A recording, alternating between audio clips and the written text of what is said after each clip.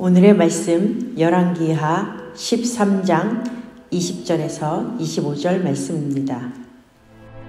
엘리사가 죽으니 그를 장사하였고 해가 바뀜에 모압 도적대들이 그 땅에 온지라.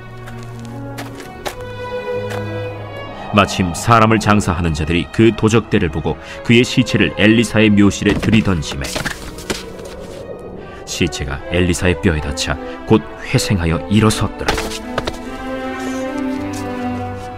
여호아하스 왕의 시대에 아람 왕 하사엘이 항상 이스라엘을 학대하였으나 여호와께서 아브라함과 이삭과 야곱과 더불어 세우신 언약 때문에 이스라엘에게 은혜를 베풀며 그들을 불쌍히 여기시며 돌보사 멸하기를 즐겨하지 아니하시고 이때까지 자기 앞에서 쫓아내지 아니하셨더라. 아람의 왕 하사엘이 죽고 그의 아들 벤하닷이 대신하여 왕이 되매 여호아하스의 아들 요아스가 하사엘의 아들 벤하닷의 손에서 성읍을 다시 빼앗으니 이 성읍들은 자기 부친 여호아하스가 전쟁 중에 빼앗겼던 것이라. 요아스가 벤하닷을 3번 쳐서 무찌르고 이스라엘 성읍들을 회복하였더라. 요아스의 통치 시기에 북이스라엘은 아람의 침략으로 괴로운 나날들을 보내고 있었습니다.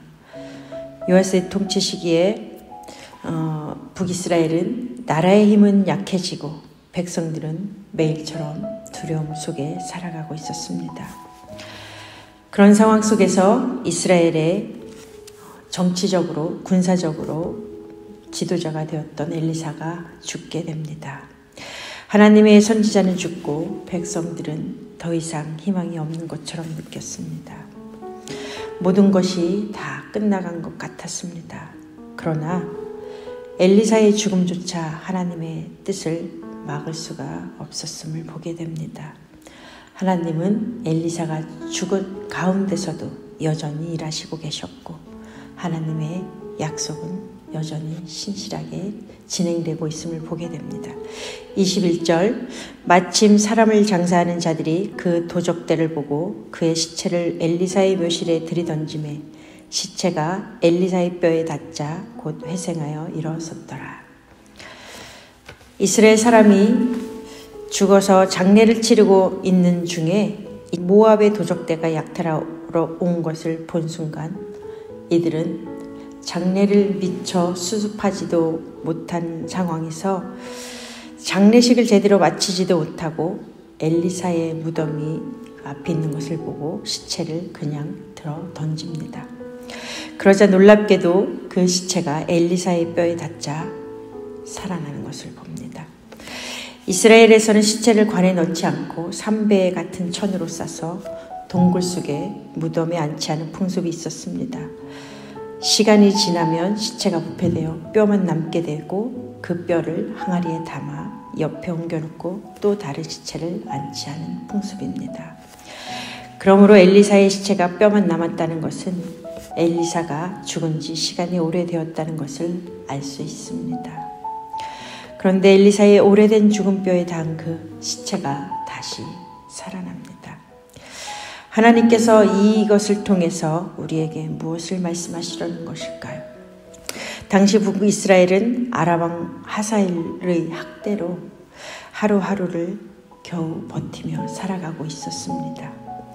백성들은 매일 계속되는 학대에 이 고통을 받느니 차라리 빨리 죽는 게 낫다는 생각이 들 정도로 절망 속에 살았을 것입니다. 그때 하나님께서는 엘리사의 이 죽은 뼈를 통해서 놀라운 표징을 보여주고 계십니다. 엘리야는 죽었지만 하나님의 약속은 계속해서 이어지고 있다는 것입니다. 하나님께서 여전히 이스라엘을 돌보고 계시며 아람의 압제 속에서도 하나님의 은혜는 계속되고 있음을 보여주고 계십니다. 엘리사의 뼈에서 살아난 이 생명은 단순한 이적이 아니라 하나님의 신실하신 언약이 이어지는 표징이 됨을 보여줍니다. 무엇에 근거하는 것일까요? 23절에 그 대답을 합니다. 23절 여호와께서 아브라함과 이삭과 야곱과 더불어 세우신 언약 때문에 이스라엘에게 은혜를 베풀며 그들을 불쌍히 여기시며 돌보사 멸하기를 즐겨하지 아니하시고 이때까지 자기 앞에서 쫓아내지 아니하셨더라. 북이스라엘은 이스라엘 왕조가 세워진 이래 끊임없이 우상 숭배를 하며 하나님의 진노를 샀습니다. 그러나 하나님은 그럼에도 불구하고 그들을 멸하지 않으시고 하나님께서 계속해서 돌보고 계셨습니다. 그 이유가 무엇입니까? 바로 하나님께서 아브라함과 맺으신 언약 때문입니다. 하나님의 은혜는 사람의 어떤 행위나 공로에 근거하지 않는 것을 오늘 말씀을 통해 보게 됩니다. 오직 하나님의 신실하신 그 은혜에만 근거하는 것을 보게 됩니다. 그래서 하나님은 엘리사가 예언한 대로 요아스 왕을 통해서 아람의 벤하닷으로부터 땅을 회복하게 하셨습니다.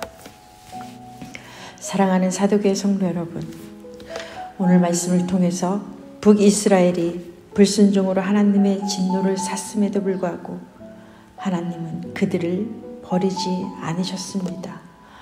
또한 끊임없이 우상 숭배를 하는 그런 상황 속에서 엘리사가 이스라엘의 보호자로 살아생전에 이스라엘을 돌보았으나 그가 죽었을 때 이스라엘의 모든 상황은 끝이 난 것 같았습니다.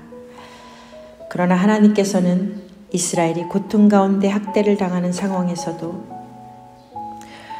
아브라함과 맺은 언약 때문에 그들을 하나님의 은혜로 돌보시고 계심을 말씀을 통해 깨닫게 됩니다. 우리의 상황은 어떻습니까? 우리의 삶이 여러 가지 삶의 문제로 소망이 다 끊어진 것 같아 보일 때가 있지 않습니까? 그래서 우리 믿음이 약해지고 사람과의 관계가 끊어져서 어떠한 소망도 없이 살아가고 있지는 않습니까?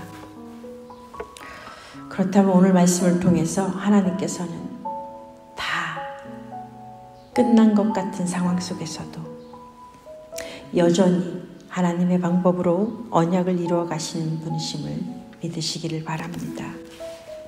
그러므로 오늘 하루 어떠한 상황 속에서도 다 끝난 것 같은, 다 실패한 것 같은, 살 소망이 끊어진 것 같은 그런 상황 속에서도 여전히 하나님은 하나님의 구원 역사를 하나님의 때에 하나님의 방법으로 이루어 가시는 것을 바라보며 우리로 또한 그 아브라함의 언약을 이어받은 믿음의 후손으로서 그 연장선상에 있음을 기억하며 예수 그리스도의 그 십자가의 사랑, 그 은혜로 하나님께서 오늘 우리를 붙잡고 계심을 기억하며 우리와 함께 하시는 하나님의 은혜에 힘입어 삶의 현장에서 담대히 살아내시는 저와 여러분이 되시기를 간절히 소망합니다.